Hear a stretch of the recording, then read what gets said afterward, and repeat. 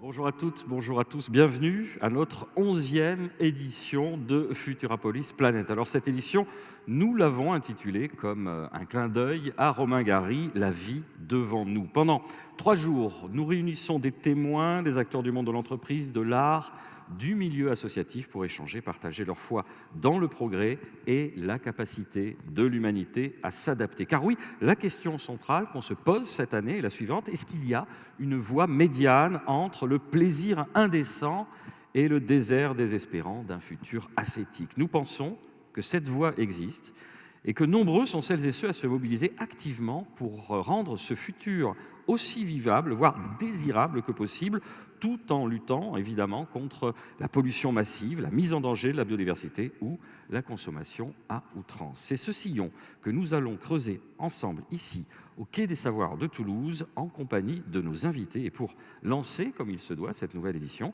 j'invite à me rejoindre Bertrand Serpe, qui est vice-président de Toulouse Métropole en charge de la transition digitale, Nadia Pelfig, vice-présidente de la région Occitanie en charge de l'enseignement supérieur, la recherche, l'Europe et les relations internationales, et Étienne Gernel, le directeur du Point. Sous vos applaudissements, mesdames, messieurs.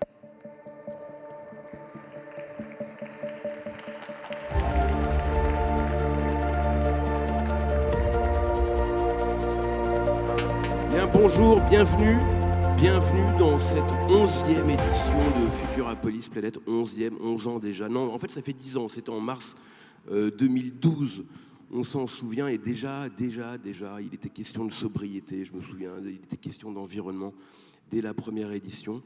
Bienvenue Nadia Pelfig, bienvenue Bertrand Serpe. Merci de nous accueillir, les deux partenaires fondateurs de Futurapolis, que sont la région et la métropole.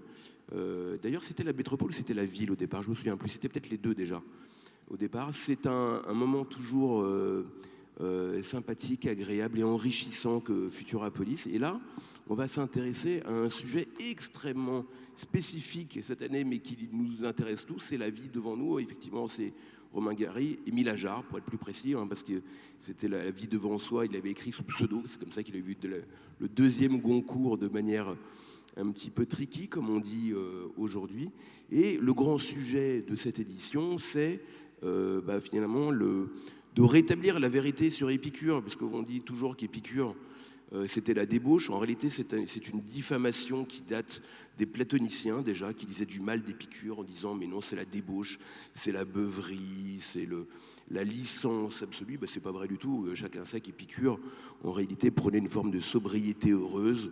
Il disait que si on ne se contente pas de peu, on ne se contentera jamais de rien. Et pourtant, il défendait le plaisir.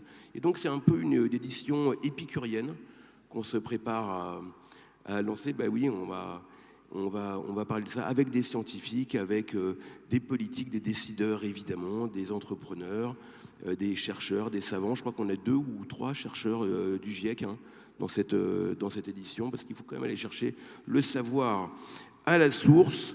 Et donc, Bertrand Serpe, j'ai envie de commencer par vous.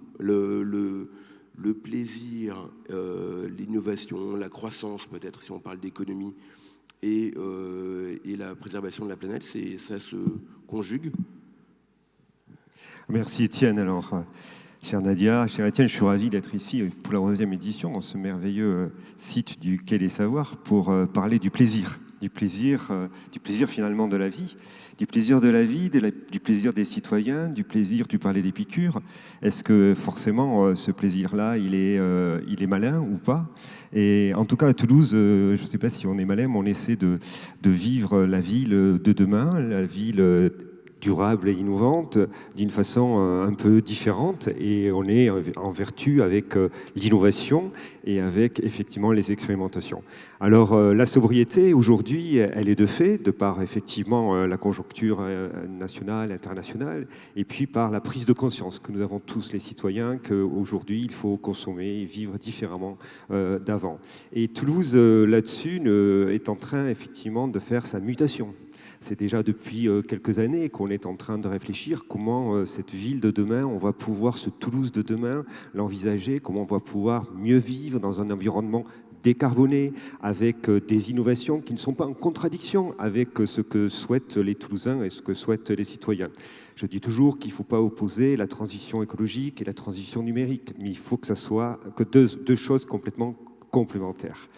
De le dire. Alors concrètement, qu'est-ce qu'on peut faire à Toulouse? Tous les jours, au quotidien, on travaille pour cette décarbonation de la ville. Je rappelle le plan 100 000 arbres qu'a décidé le maire de Toulouse jusqu'à l'objectif 2030, donc de végétaliser cette ville qui l'était déjà quand même beaucoup, mais qui peut-être un peu souffert par le passé d'une construction massive, si on peut parler des logements, parce qu'on va parler du logement aussi, et l'idée qu'aujourd'hui, il faut travailler différemment. Un exemple, nous avons un quartier à Toulouse, derrière la gare, c'est une friche industrielle que nous allons complètement réhabiliter avec des technologies différentes, puisque, pour ne pas rentrer dans le détail, mais on va utiliser le BIM pour construire forcément les jumeaux numériques, pour construire les futurs bâtiments qui vont, et prévoir la construction de ces futurs bâtiments qui vont finalement créer cette nouvelle entité de Toulouse Centre, où il y aura à la fois du social, mais aussi du logement, des entreprises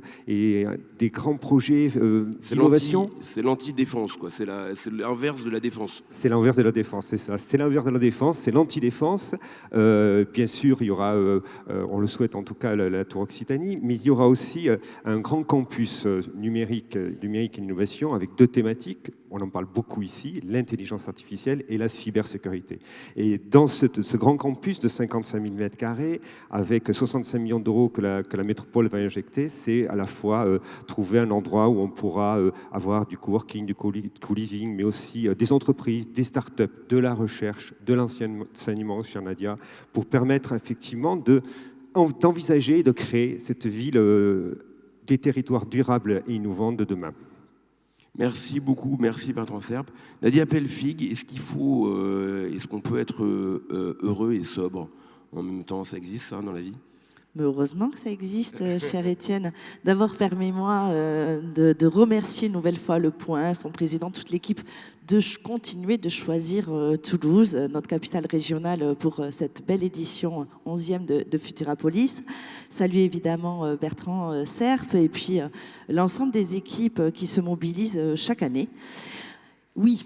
J'avais choisi une image pour illustrer un peu l'idée qui était la mienne. Je ne sais pas si en régie vous avez ça normalement. Est-ce qu'on peut voir l'image? Et donc, ah voilà. Voilà. C'est une illustration faite par l'artiste Angèle Capel, qui est une artiste toulousaine et qui s'était inspirée d'une photo que j'avais prise il y a 3 ans dans une marche pour le climat, où il y avait une jeune fille qui posait « Sauvons la seule planète où il existe des chocolatines ». Alors, le photographe me fait signe de me pousser. Et donc, là, on pourrait penser que c'est le chauvinisme usuel de la chocolatine, dont j'ai l'immense honneur de faire partie. En réalité, c'est moins futile qu'il n'y paraît. C'est parce que je revendique qu'on puisse agir pour l'environnement et je revendique d'avoir des plaisirs non coupables. Et c'est bien le sujet. Des plaisirs non coupables parce que dans une société qui est déjà éminemment fracturée, on ne peut pas dire que ça aille hyper bien en ce moment. Je refuse de continuer de diviser en imaginant l'écolo, vegan, bobo, qui donneur de leçons, et de l'autre côté, le réactionnaire, conservateur, mangeur de viande en SUV.